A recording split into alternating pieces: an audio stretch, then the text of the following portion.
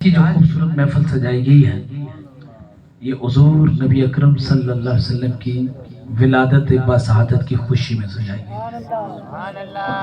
یہ محفل میلاد ہے. محفل میلاد کیا چیز ہوتی ہے؟ ایک ایسی محفل جس میں حضور کے آنے کا تذکرہ ہو، حضور کی شانوں کا تذکرہ ہو. اسی محفل کو کیا کہتے ہیں؟ محفل میلاد کہتے ہیں. اور ہم حضور کے آنے کی خوشی میں ماہ ربیع الاول کو جذبہ ایمانی سے مناتے ہیں، جوش و خروش سے مناتے ہیں. جیسے ماہ ربیع الاول آتا ہے تو ہمارے ایمان تازہ ہو جاتا ہے، ہمارے دل کھلا جاتے ہیں، خوشی ہماری طرف لوٹ کر آ جاتی ہے. یہ چراغاں، یہ جھنڈے، یہ محفلیں، یہ کسی شوق کی علامت تو نہیں ہے، یہ تو خوشی کی علامت ہے. خوشی تو خوشی کس بات کی بات؟ کیوں خوش ہو رہے ہیں آپ؟ خوشی کی کوئی وجہ ہونی چاہیے.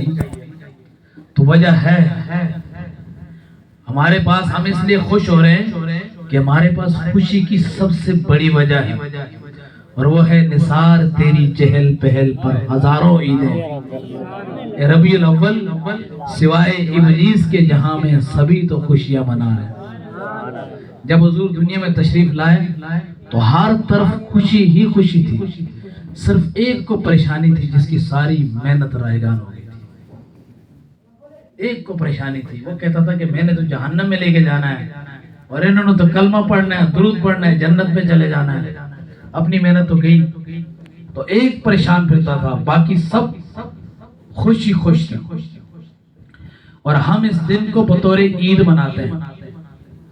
آپ سے لوگ سوال کرتے ہوں گے، آپ فیس بک پر، سوشل میڈیا پر، واٹس ایپ پر میسج پڑھتے ہوں گے، بھئی عید تو دو ہی ہیں، یا آپ نے تیسری عید کہاں سے نکال لی؟ تو اطلاعاً عرض ہے کہ عید دو ہی نہیں ہیں، عیدیں بے شمار ہیں. آپ یہ کہہ سکتے ہیں کہ شرعی اور عرفی عیدیں دو ہی ہیں.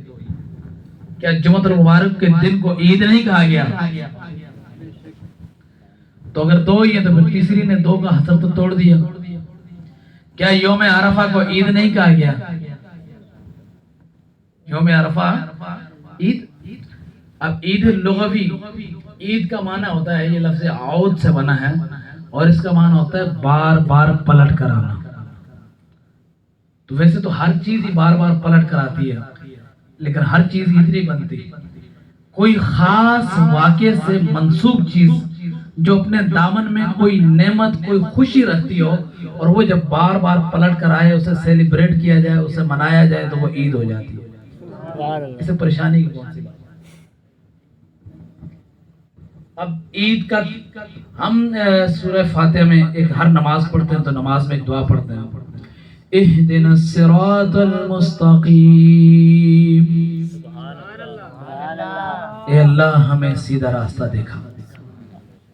صراط الذین انعمت علیہم، ان لوگوں کا راستہ دکھا جن پر تو نے انعام کیا.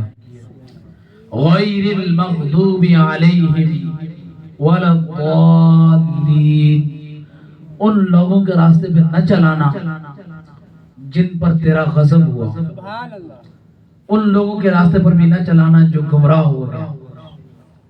تو ہم ایک راستہ مانگتے ہیں اور دو راستوں سے بچنے کی مانگتے ہیں. ایک راستہ چلنے کے لیے اور دو راستے بچنے کے لیے. یا اللہ ہمیں سیدھے راستے پر چلا. اب سیدھا راستہ کون سا راستہ ہے؟ ہر شخص کی دعوے دار ہے کہ میرا راستہ ہی سیدھا راستہ ہے. یہاں تک کہ ہندوستان کے اندر مٹی کا بت بنا کر سامنے رکھ کے اس کو خدا کا درجہ دینے والا ہندو سمجھتا ہے میں بھی سیدھے راستے پر ہوں. تو اب سیدھا راستہ کیسے پہچانا جائے کہ سیدھا راستہ کیا ہے؟ تو اللہ تعالیٰ نے خود ہی بتا دیا. فرمایا صراط الذین انعمت علیہم، ان لوگوں کا راستہ سیدھا راستہ ہے جن پر تو نے انعام کیا. اے اللہ میں سیدھے راستے پر چلا، ان لوگوں کے راستے پر چلا جن پر تو نے انعام کیا. تو اللہ کے انعام یافتہ بندوں کا راستہ سیدھا راستہ ہے. اب اللہ نے انعام کن پہ کیا؟ اس کا ذکر بھی قرآن نے کیا. فرمایا انعم اللہ علیہم من النبیین والصدیقین والشہداء والصالحین. اللہ کا انعام اللہ کے نبیوں پر ہے، صدیقوں پر ہے، شہیدوں پر ہے اور صالحین پر ہے. یہ 4 طبقات ہیں جن پر اللہ کا انعام ہے. یہ انعام یافتہ لوگ ہیں. ان چاروں کا راستہ سیدھا راستہ ہے اور انہی کا راستہ ہم اپنی نماز میں مانگ رہے ہیں اللہ تعالیٰ سے. انہی کا راستہ ہم نمازوں میں مانگتے ہیں. تو پہلی جماعت ہے نبیوں کی. اب آپ کو جو بات میں سمجھانا چاہ رہا ہوں وہ یہ ہے کہ جو عمل نبیوں کا ہے، جو عقیدہ نبیوں کا ہے، آنکھیں بند کر کے اس کے پیچھے چلتے جاؤ، وہ سیدھا راستہ ہے. اس لیے کہ اللہ نبیوں کو بھیجتا ہی اس لیے ہے کہ وہ بھولی بھٹکی مخلوق کو ہدایت کے راستے پر لے آئے. وہ خود سیدھے راستے پر ہوتے ہیں، لوگوں کو سیدھے راستے پر لے آتے ہیں. جب یہ توحیدی بات سمجھ لی تو اب آپ نے بڑے غور سے ایک بات کو سمجھنا. اللہ تبارک و تعالیٰ کے پیغمبر حضرت عیسیٰ علیہ السلام، ان کی قوم، ان کے خاص لوگ جن کو حواری کہا جاتا ہے، تو حواریوں نے کہا حضرت عیسیٰ علیہ السلام سے کہ اللہ کے پیغمبر، کیا آپ کا رب آسمانوں سے پکا پکایا کھانا نازل کر سکتا ہے؟ تو بھئی کھانے جو ہے نا زمین کے بھی ہیں، آسمانوں کے بھی ہیں. تو ہم نے تو ابھی تک زمین کے کھانے چکھے نا. کوئی میلاد کا کھانا کھاتا ہے، کوئی شادی کا کھانا کھاتا ہے، کوئی گلی محلے کے ہوٹل کا کھا لیتا ہے، کوئی 5 سٹار ہوٹل کا، کوئی ذرا 7 سٹار کا. کوئی آگے چلے جائیں، سٹار بڑھاتے جائیں. کمی ہے کیا پاکستان میں؟ تو یہ سارے کھانے الگ ہیں اور یہ جو آسمانوں کا کھانا ہے یہ سب سے الگ ہے. تو قوم نے کہا کہ کیا آپ کا رب آسمانوں سے پکا پکایا کھانا نازل کر سکتا ہے؟ تو عیسیٰ علیہ السلام نے جواب میں فرمایا اتقوا اللہ، اللہ تعالیٰ سے ڈرو، ان کنتم مؤمنین، اگر تم مومن ہو. کیسی باتیں کرتے ہو، ایمان بھی ہو اور پھر رب تعالیٰ کی قدرت پر سوال بھی اٹھاتے ہو. تو اب انہوں نے جواب دیا قالو نرید ان ناکل منہا. ان کے جواب کا خلاصہ یہ ہے کہ کہنے لگے کہ ایسی بات نہیں ہے کہ ہمارا ایمان نہیں، ہمارا ایمان ہے. ہم اللہ کی قدرت پر ایمان رکھتے ہیں، لیکن ہمارے اس کھانے سے کچھ غرض ہے. اور غرضیں انہوں نے بتانا شروع کی. کہنے لگے نرید ان ناکل منہا، ہم چاہتے کہ وہ آسمانوں کا کھانا ہم کھائیں. ایک بات. دوسری کہنے لگے وَتَطْمَئِنَّ قُلُوبُنَا، ہمارا دل مطمئن ہو جائے گا، اطمینان قلب حاصل ہو جائے گا، ہمارے ایمان میں ترقی ہو جائے گی، ہمارے ایمان میں اضافہ ہو جائے گا. ایمان پہلے بھی ہے لیکن اس کھانے کی وجہ سے اطمینان قلب حاصل ہو جائے گا. اور تیسری بات کہنے لگے وَنَعْلَمَ أَن قَدْ صَدَقْتَنَا، ہم یہ بات بھی جان لیں گے کہ جو کچھ آپ نے فرمایا ہے حق فرمایا ہے، سچ فرمایا ہے. یعنی یہ کھانا حضرت عیسیٰ علیہ السلام کی نبوت پر، حضرت عیسیٰ علیہ السلام کے نبی ہونے پر، رسول ہونے پر دلیل ہوگا. تو اس کھانے میں 3 طرح کے فائدے ہیں. کتنے فائدے ہیں؟ نمبر 1، یہ کھانا آسمانی غذا بن کر آئے گا. نمبر 2، یہ کھانا ایمان میں اضافے کا سبب بنے گا. اور نمبر 3، یہ کھانا حضرت عیسیٰ علیہ السلام کی نبوت پر دلیل بنے گا. سبحان اللہ. آپ کو بات سمجھ میں آ رہی ہے؟ جی مشکل تو نہیں ہے نا؟ اچھا، ایک کھانے میں 3 طرح کے فائدے تھے، 3 طرح کی نعمتیں تھیں. تو اللہ کے پیغمبر نے اس کی قدر کی، اور اتنی قدر کی کہ یوں دعا مانگی اللہم ربنا انزل علینا مائدۃ من السماء تکون لنا عیدا لاولنا وآخرنا. فرمایا اللہ عرض کیا باری تعالیٰ اے ہمارے رب، ہم پر آسمانوں سے پکا پکایا کھانا نازل فرما تاکہ وہ ہمارے لیے بھی عید ہو جائے اور ہمارے بعد والوں کے لیے بھی عید ہو جائے۔ تفاسیر اٹھا کر دیکھیں، تفسیر جلالین، ساوی، جمل جو بھی ہے، تو وہ لکھتے ہیں ای یوم نزولہا، یعنی اس کھانے کے نازل ہونے کا دن وہ ہمارے لیے بھی عید ہو جائے اور ہمارے بعد والوں کے لیے بھی عید ہو جائے۔ سبحان اللہ۔ یہ ہے نا نعمت کی قدر، کہ جس دن نعمت نازل ہو وہ نزول نعمت کا دن کیا ہے؟ عید ہے۔ ہمارے محاورے میں بھی کسی کو کوئی زیادہ کوئی چیز مل جائے نا، ہم کہتے ہیں تیری تو آج عید ہو گئی ہے، کہتے ہیں جو چیز سچی ہوتی ہے پھیلی ہوتی ہے۔ آج بھائی آپ کی تو آج عید ہو گئی، بہت کچھ ملا نا، آج تو آپ کی عید ہو گئی۔ تو انہوں نے کہا جی کھانا نازل ہو تاکہ ہماری عید ہو گئی۔ اب میں آپ سے پوچھتا ہوں، یہ بات کس نے کہی؟ اللہ کے پیغمبر نے۔ تو اللہ کے پیغمبر کا عقیدہ کیا ہے؟ کہ نزول نعمت کا دن عید ہے۔ نزول نعمت کا دن۔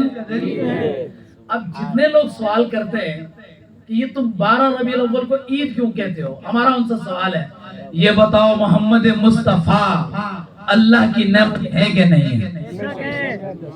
کسی میں جرت ہے تو بولے نہیں ہے۔ آپ کی بات میں نہیں کر رہا، آپ سارے ماننے والے ہیں، وہ سوال ہے آپ کے ذریعے سے، چھوڑو میں نے۔ کوئی آپ سے پوچھے تو آپ یہ بتائیں حضور نعمت ہے کہ نہیں ہے؟ ارے حضور صرف نعمت نہیں ہے بلکہ آپ سب سے بڑی نعمت، نعمت عظمی ہے، آپ سے بڑی نعمت کوئی اور ہے ہی نہیں۔ آپ سے بڑی کوئی نعمت ہے ہی نہیں۔ تو جب کھانا نازل ہوا تو کھانے کے نزول کا دن ہے، عید کا دن، تو پھر آپ کا کیا خیال ہے اس ہستی کے بارے میں کہ جس دن وہ ہستی آئی کہ کھانا نہیں بلکہ ان کا صدقہ پوری کائنات ہے، ان کا صدقہ پوری کائنات ہے۔ اگر اللہ حضور کو نہ پیدا کرتا تو کائنات کو پیدا نہ کرتا۔ زمین و زمان، مکین و مکان، چنین و چنا، بنے دو جہاں۔ تو اگر اللہ حضور کو نہ پیدا کرتا تو کائنات ہی نہیں ہونی تھی۔ جائے کہ حضرت عیسیٰ علیہ السلام ہوتے، حواری ہوتے، وہ سوال کرتے، کھانا آتا، عید ہوتی، یہاں تو ہمارے پاس وہ عظیم ہستی آ رہی ہے کہ پوری کائنات کو ان کا صدقہ مل رہا ہے۔ کھانے کا دن ہو عید کا اور اس ہستی کا دن آئے تو پھر وہ ہوگا دن عیدوں کی عید کا۔ کیا ہوگا؟ عیدوں کی عید۔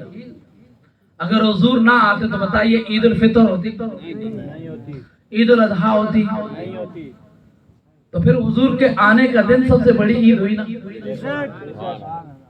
اچھا، دوسری بات اس کے اندر کیا تھی؟ پہلا فائدہ تو غذا کا تھا نا، یہ بات ختم ہو گئی۔ اب دوسری بات کیا تھی؟ اس قوم کے پاس ایمان تھا، اس کھانے نے ان کے ایمان میں اضافہ کیا اور وہ خوش ہوئے اور عید کے طور پہ منایا۔ اب ذرا میں اور آپ اپنی حالت کو دیکھتے ہیں کہ جب حضور صلی اللہ علیہ وسلم اس دنیا میں تشریف لائے تھے تو اس وقت کیا ہمارے پاس کیا تھا؟ کیا ہمارے پاس ایمان تھا؟ نہیں، ہمارے پاس سرے سے کوئی ایمان نہیں تھا۔ کفر و شرک کی جہالت میں ڈوبے ہوئے تھے، ظلم و ستم کے اندر ہم گھرے ہوئے تھے، جہالت کی تاریک اندھیروں میں تھے ہمارے پاس کوئی ہدایت نہیں تھی، کوئی دین نہیں تھا، ایمان نہیں تھا۔ خود قرآن کہتا ہے، اللہ فرماتے ہیں لقد من اللہ علی المؤمنین اذ بعث فیہم رسولا من انفسہم، اللہ نے مومنوں پر بڑا ہی احسان کیا کہ ان میں اپنا رسول بھیجا، یتلو علیہم آیاتہ، وہ رسول ان پر اللہ کی آیتوں کو تلاوت کرتا ہے، وَيُزَكِّيهِمْ، وہ رسول انہیں پاک صاف ستھرا کرتا ہے، وَيُعَلِّمُهُمُ الْكِتَابَ وَالْحِكْمَةَ، وہ رسول انہیں کتاب اور حکمت کی تعلیم دیتا ہے، وَإِن كَانُوا مِن قَبْلُ لَفِي ضَلَالٍ مُبِينٍ، اور بے شک اس رسول کے آنے سے پہلے یہ کھلی گمراہی میں تھے۔ قرآن کہتا ہے جب تک رسول رحمت نہیں آئے تھے ہمارے پاس ایمان نہیں تھا، ہمارے پاس قرآن کی آیتیں نہیں تھی، ہم کفر و شرک کی نجاست سے لبریز تھے، توحید کا تزکیہ نہیں تھا۔ جب تک رسول رحمت نہیں آئے تھے ہم نادان تھے، جاہل تھے، ہمارے پاس قرآن جیسی کتاب نہ تھی۔ جب تک رسول نہیں آئے تھے ہم لاشعور تھے، سنت رسول جیسی دانائی اور حکمت نہ تھی۔ جب تک رسول نہیں آئے تھے ہم گمراہ تھے، دین اسلام جیسی ہدایت نہ تھی۔ رسول آئے، اللہ کی آیتوں کو تلاوت کرتے گئے، ہمارے دلوں کو دھوتے گئے، تزکیہ نفس کرتے گئے، توحید سے ہمیں پاک صاف منزہ مبرہ کر کے کفر و شرک کی نجاست سے پاک کر دیا، تزکیہ توحید دیا۔ رسول آئے، انہوں نے ہمیں قرآن کی علم دیا، سنت کا علم دیا۔ رسول آئے تو ہمیں تاریک اندھیروں سے نکال کر اسلام کے اجالے دیے۔ اب بات موازنہ سمجھے جو میں آپ کو موازنہ کرانا چاہ رہا ہوں۔ اس قوم کے پاس کیا ہے؟ ایمان پہلے سے ہے، اب کھانے کی وجہ سے ایمان میں اضافہ ہوا ہے، لیکن 12 ربیع الاول کو میرے اور آپ کو پاس جو ہستی آئی ہے، ہمارے پاس تو ایمان تھا ہی نہیں، ہمیں ایمان دیا، پھر اس کے اوپر اضافہ کیا۔ یعنی یوں سمجھیے وہ رسول رحمت آئے، کتاب اللہ کی آیتیں آئیں، پھر تزکیہ نفس ہوا، پھر کتاب ملی، پھر حکمت ملی، پھر جہالت کے اندھیروں سے نکالا اور توحید کے اجالوں میں لایا، پھر گمراہی کے اندھیروں سے نکالا، اسلام کے اجالوں میں لایا، پھر کفر و شرک ظلم و ستم کی پستی سے نکالا، عزت اور عظمت کی اس معراج پر پہنچا دیا کہ خود قرآن کہتا ہے کنتم خیر امہ اخرجت للناس، تم سب سے بہترین امت ہو، تمہیں لوگوں کی بھلائی کے لیے نکالا گیا۔ نعرہ تکبیر، اللہ اکبر، رسالت یا رسول اللہ، یا رسول اللہ، حیدری یا علی۔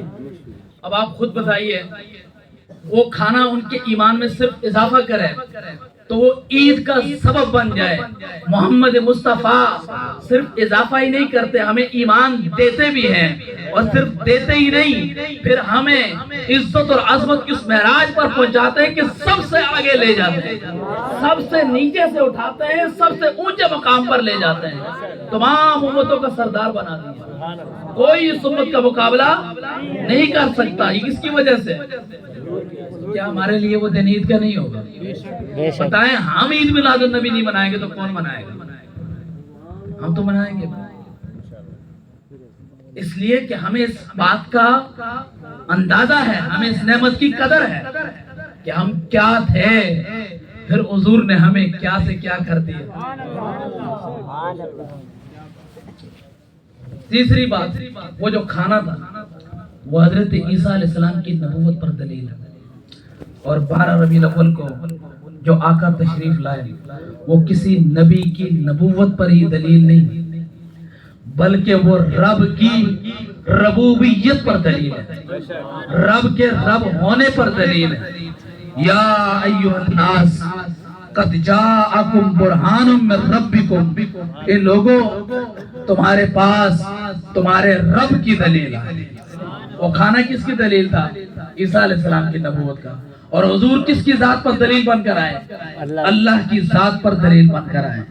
تو نبی کی نبوت کی دلیل عید کی وجہ بن سکتی ہے، تو رب کی ربوبیت کی دلیل عید کی وجہ کیوں نہیں بن سکتی؟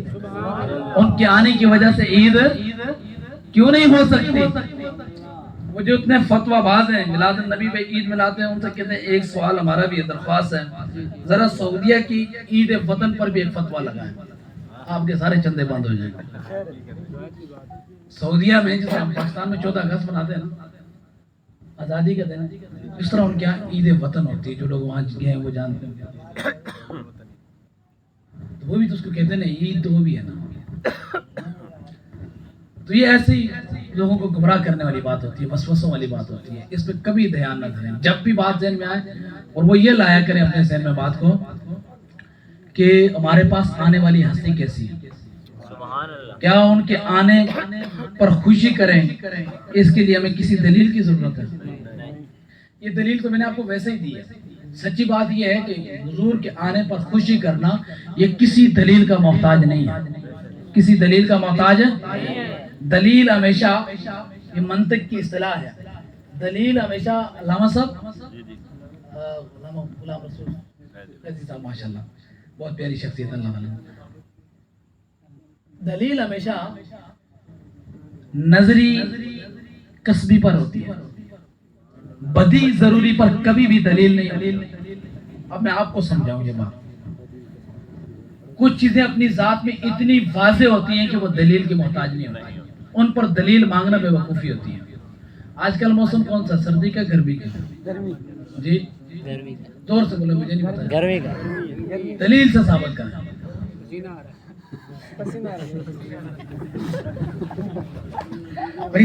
میں آپ سے کہہ رہا ہوں گرمی، آپ کہہ رہے گرمی ہے نا، اب میں آپ سے کہتا ہوں یہ دلیل سے ثابت کرے، تو آپ کہیں گے کیا کہہ رہے مولانا، کیونکہ آپ جانتے ہیں نا یہ بات دلیل سے ثابت کرنے کی ضرورت اس کو نہیں ہے۔ ابھی دینے کا رات ہے، رات ہے، دلیل سے ثابت کرنا۔ قربان کو سامنے کھڑے مجھے یہ بتائیں، نعمت ملتی ہے خوشی ہوتا ہے غم ہوتا ہے؟ اب اس سے پوچھے کوئی دلیل سے ثابت کرے،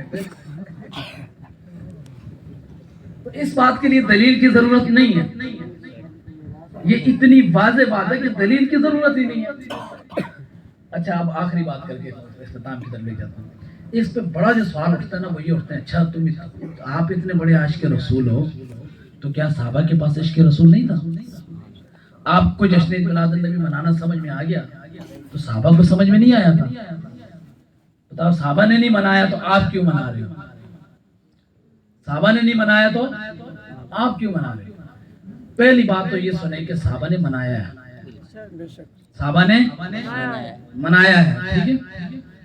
دوسری بات یہ کہ اگر صحابہ نے نہ منایا ہوتا تو تب بھی میلاد منانا جائز ہی ہے۔ کیوں؟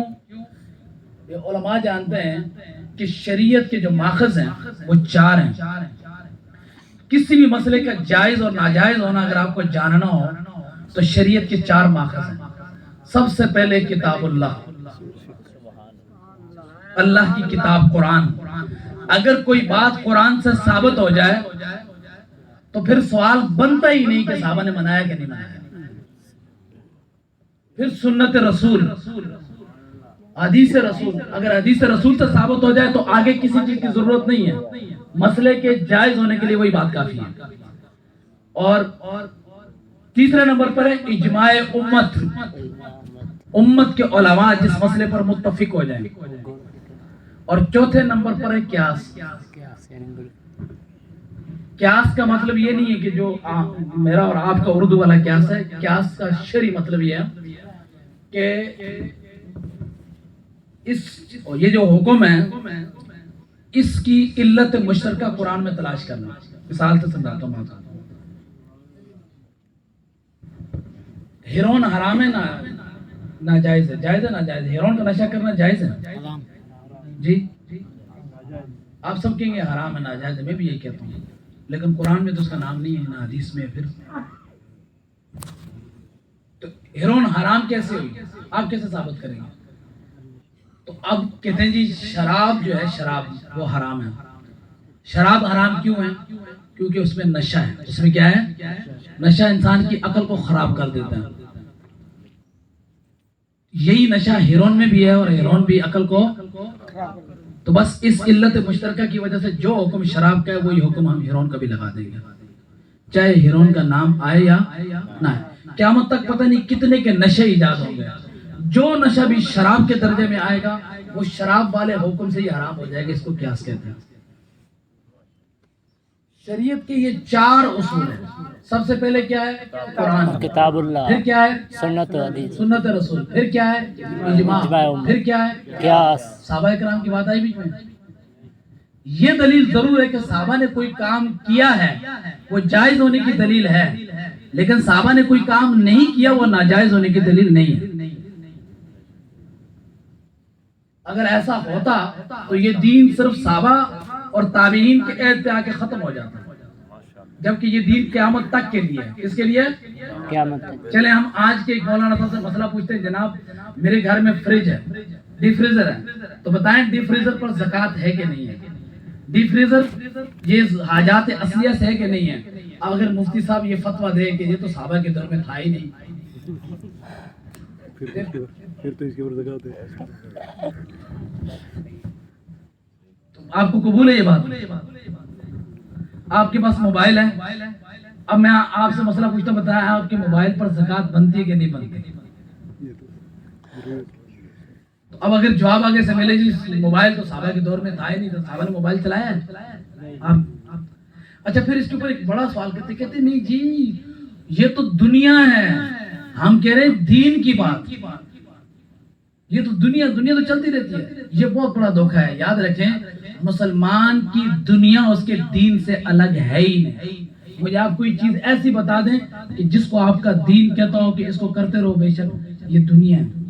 دین ہر چیز کو حلال یا حرام، جائز یا ناجائز کرتا ہے، جو جائز یا ناجائز ہے وہ دین ہی ہے، چاہے وہ دنیا کیوں نہ ہو۔ تو یہ سوال بنتا ہی نہیں ہے کہ یہ کام صحابہ نے کیا کہ نہیں کیا۔ بے شمار کام آج کیے جا رہے ہیں، صحابہ کے دور میں تھے ہی نہیں، اور وہ سب جائز ہیں، بعض واجب بھی ہیں۔ کل قیامت تک پتہ نہیں کتنے کام ایسے آئیں گے جو کریں گے، آج کے دور میں بھی نہیں ہیں۔ تو یہ اصول ہے ہی نہیں، نہ پہلے کبھی رہا، نہ آج ہے، نہ آئندہ کبھی ہوگا۔ آپ سے کوئی یہ پوچھے کہ آج صحابہ نے میلاد منایا تو منایا، بالکل اس کی دلیل ہے، لیکن اس کو یا روکیں کہ یہ بتائیں کہ کوئی کام صحابہ نے نہیں کیا کیا وہ ناجائز ہوتا ہے؟ آپ یہ بتاؤ کہ کوئی کام اگر صحابہ نے نہیں کیا تو کیا وہ ناجائز ہے؟ تو یہ اب آ جائے آخری بات کہ صحابہ نے میلاد منایا کہ نہیں منایا۔ ایک حدیث پڑھ کے بات ختم۔